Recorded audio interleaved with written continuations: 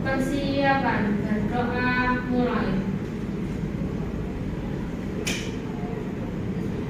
Berdoa selesai.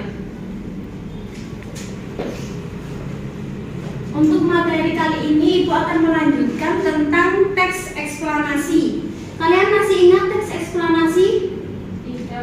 Tidak, Bu. Pada pertemuan kemarin kan sudah menjelaskan apa pengertian teks eksplanasi, unsur-unsur. Pada pertemuan minggu kemarin kan sudah membahas pengertian teks eksplanasi ya anak-anak. Kalian masih ingat apa pengertian teks eksplanasi? Tidak ada yang ingat sama sekali? Saya ingat. Oh ya, silakan Mbak Rika. Teks eksplanasi adalah suatu teks yang menggambarkan tentang sebab akibat dari suatu fenomena. Oh ya, terima kasih Mbak Rika. Bagus sekali jawabnya. Beri aplaus untuk Mbak Rika. Yang sebelahnya Mbak Rika ini kenapa? Kok kita harus bersyukur ya masih bisa sekolah. Harus semangat Mbak Devinda, harus semangat sekolah karena masih banyak anak-anak yang ingin sekolah tetapi mereka itu karena kendala ekonomi tidak bisa sekolah. Harus semangat ya Mbak Devinda. Baik, Bu. Baik, untuk pertemuan kali ini Ibu akan melanjutkan tentang struktur teks eksplanasi. Yang kemarin kan sudah mengulas apa pengertian teks eksplanasi. Sekarang adalah struktur teks eksplanasi. Untuk kompetensi dasar yang kita pelajari hari ini itu mengidentifikasi informasi pengetahuan dan urutan kejadian dalam teks eksplanasi. Tujuan pembelajaran, setelah Ibu nanti menjelaskan bagaimana contoh teks eksplanasi, Ibu akan memberikan tugas tentang menganalisis struktur, bagaimana struktur dari teks yang Ibu berikan nanti. Selanjutnya dalam materi pembelajaran kali ini, yang pertama adalah struktur teks eksplanasi, yang kedua adalah langkah-langkah bagaimana menganalisis struktur teks eksplanasi, yang ketiga adalah uraian pengetahuan dari kejadian dalam struktur teks eksplanasi. Yang terakhir nanti Ibu akan memberikan contoh teks eksplanasi dan uraian berdasarkan strukturnya. Struktur teks eksplanasi yang pertama adalah pernyataan umum, di mana pernyataan umum itu adalah menjelaskan bagaimana gambaran suatu kejadian atau fenomena yang ada di sekitar kita. Tetapi fenomena itu yang benar-benar terjadi real, tidak boleh dibuat-buat. Seperti fenomena yang kali-kali ini terjadi, yang biasanya sering terjadi, seperti apa kira-kira fenomena? Yang setiap hari contohnya hujan itu kan fenomena suatu kejadian ya.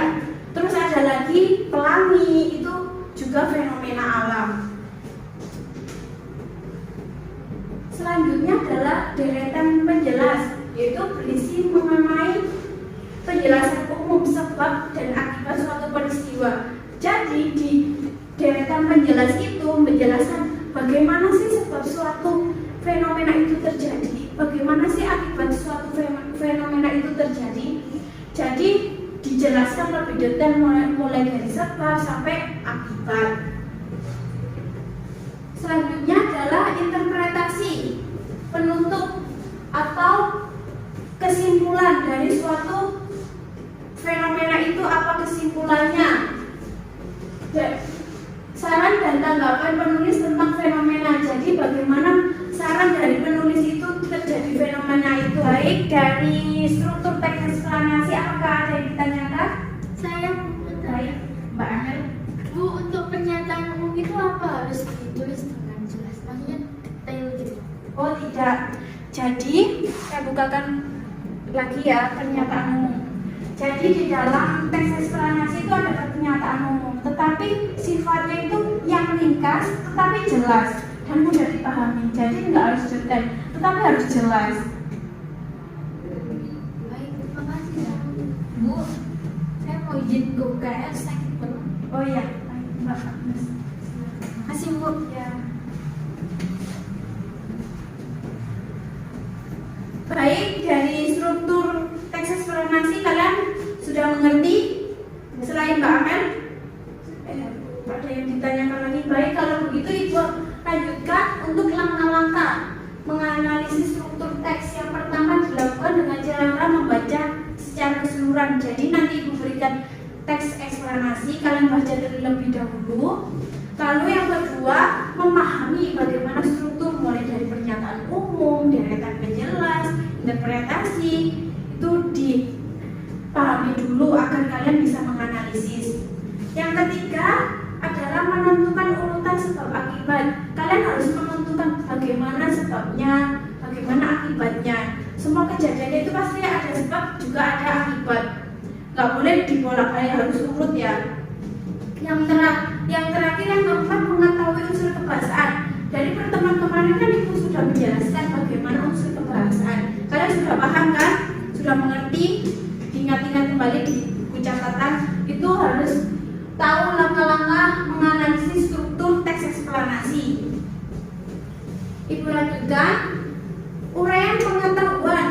Uraian pengetahuan itu di dalam teks eksplanasi itu ada uraian pengetahuan atau yang disebut urutan kejadian peristiwa. Jadi mulai dari penyebab terjadinya peristiwa, bagaimana penyebab terjadinya pelangi.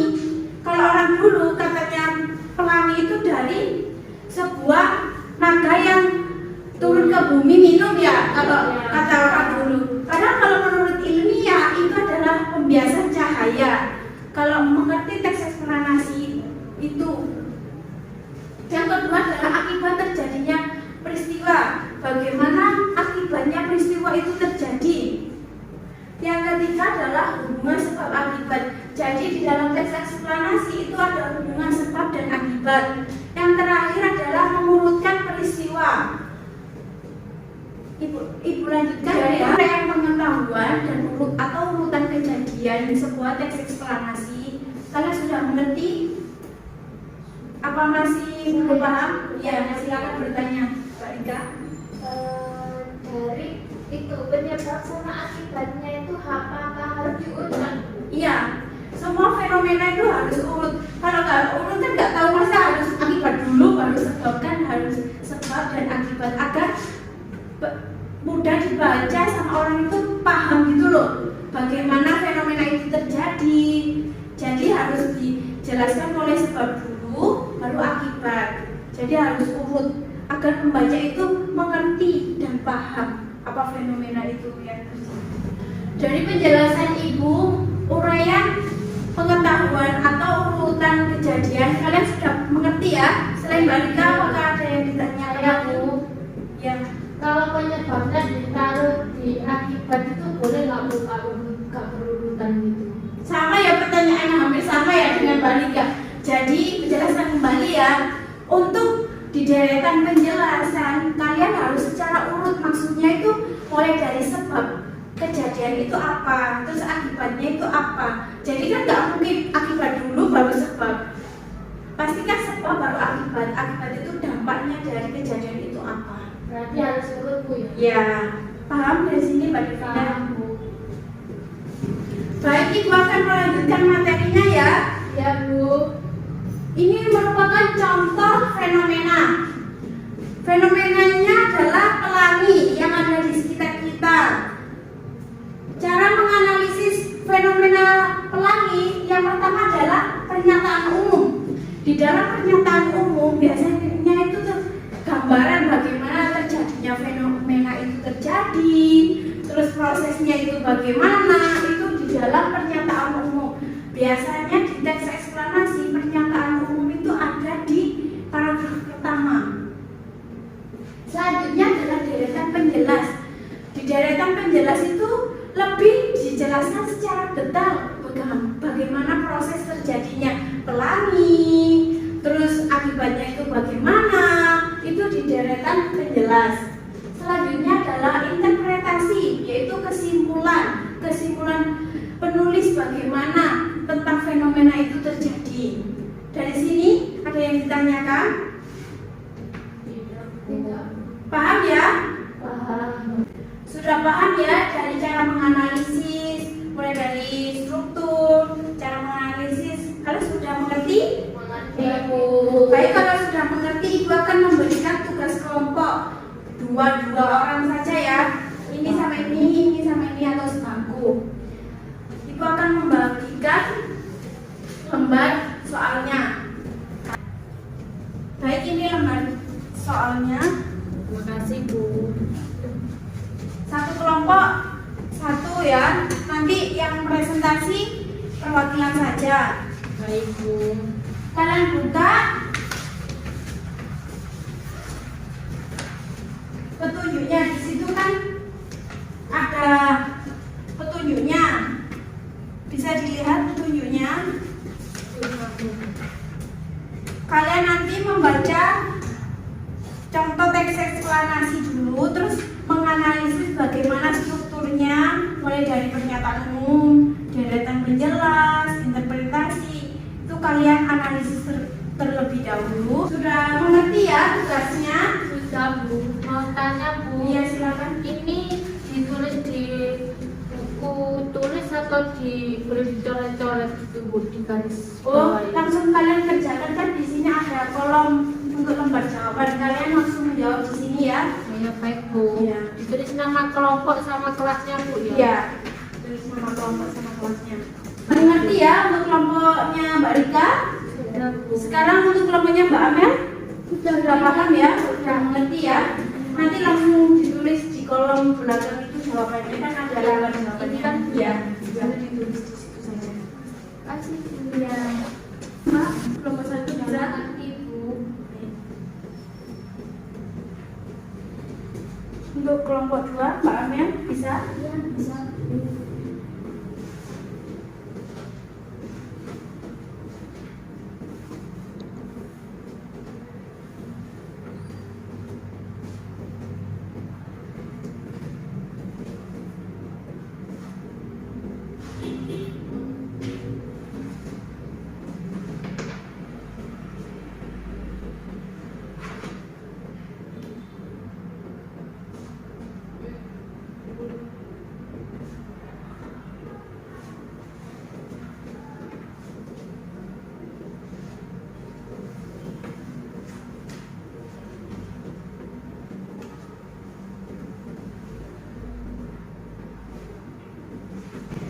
Jadi untuk sebabnya itu karena gelombang ya, gelombang air laut kemudian itu ke sana.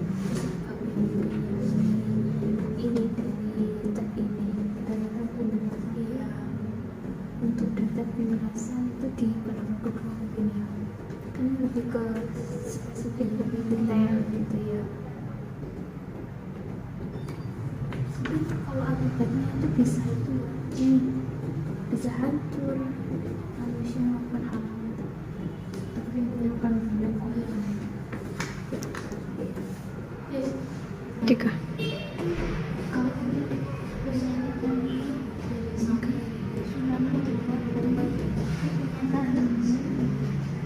habis itu kan di daerah Indonesia itu tsunami mengakibatkan kehancuran baik untuk manusia maupun alam. Iya nggak? Kalau aku sih yang ini daratan penjelasan sih yang ini. Kalau kamu di mana?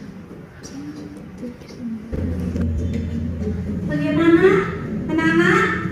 Sudah bisa menganalisis? Bu, saya mau tanya Bu, dari ini tadi kan sudah saya baca ya. Iya. Saya masih bingung untuk mencari pernyataan umum. Apakah harus ada di level 1 ya Bu? Oh iya, begini ya Mbak Rika. Untuk pernyataan umum ada di paragraf pertama, karena kan sebuah fenomena itu kan urut, nggak mungkin langsung pernyataan umumnya di bawah, itu nggak mungkin. Jadi pernyataan umum itu pasti di paragraf pertama, begitu Mbak Rika. Selanjutnya kan sebab akibat. Apakah sudah mengerti Mbak Rika? Sudah Bu. Ini kelompok 2 Mbak Amel ini kenapa kok main HP terus? Ya, Disimpan dulu HP-nya ya Mbak. Bagaimana anak-anak? Sudah selesai menganalisisnya? Sudah.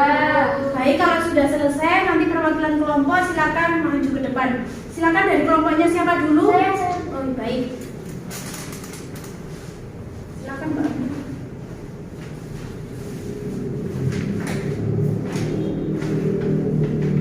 Pernyataan umum.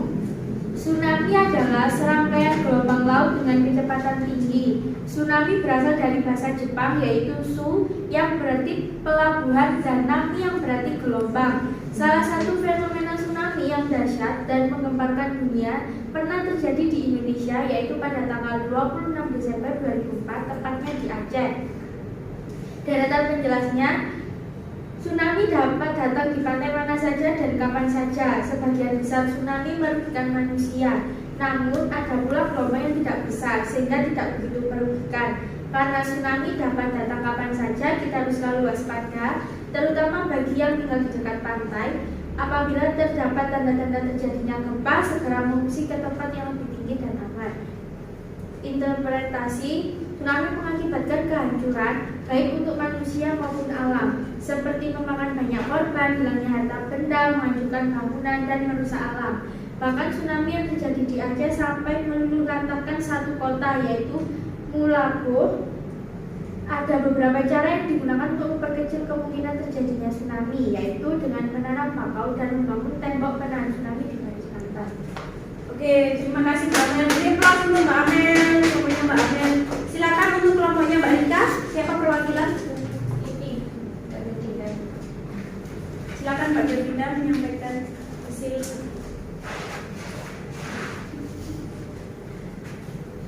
Di sini poin ke-1 pernyataan umumnya. Tsunami adalah serangkaian gelombang laut dengan kecepatan tinggi. Tsunami berasal dari bahasa Jepang yaitu su yang berarti pelabuhan dan nami yang berarti gelombang. Salah satu fenomena tsunami yang sangat dahsyat dan menggemparkan dunia pernah terjadi di Indonesia yaitu pada tanggal 26 Desember 2004 tepatnya di Aceh. Yang poin kedua, deretan penjelas.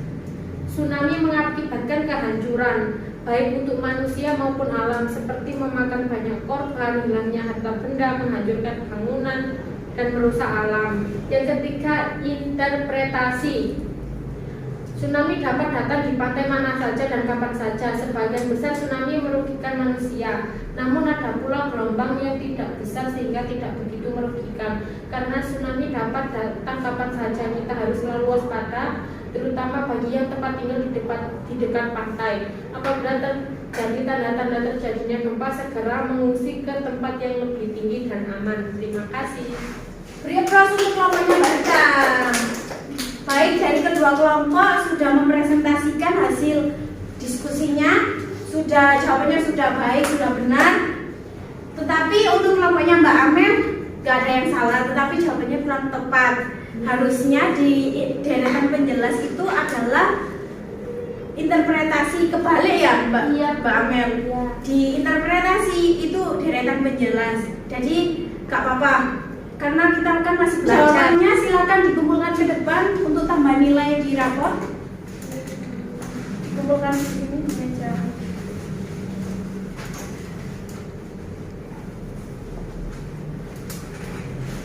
Untuk pembelajaran kali ini bisa kita tarik kesimpulan apa aja yang sudah kita pelajari hari ini, anak-anak?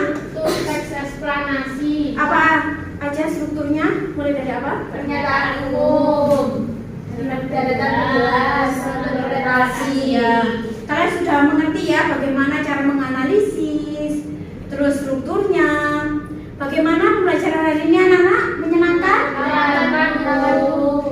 Baik, kalau begitu untuk pembelajaran selanjutnya kalian mencari contoh fenomena teks eksplanasi, boleh dari internet, boleh dari koran. Nanti kalian analisis bagaimana strukturnya, tetapi analisisnya di sekolah saja. Jadi kalian di rumah cuma cari ya fenomenanya bagaimana, bukan gambarnya aja ya Mbak Jovina ya. Ada teksnya. Baik, pembelajaran kali ini sudah cukup. Silakan dikerjakan tugasnya di rumah, mencari contoh teks eksplanasi. Wassalamualaikum warahmatullahi wabarakatuh. Waalaikumsalam warahmatullahi wabarakatuh.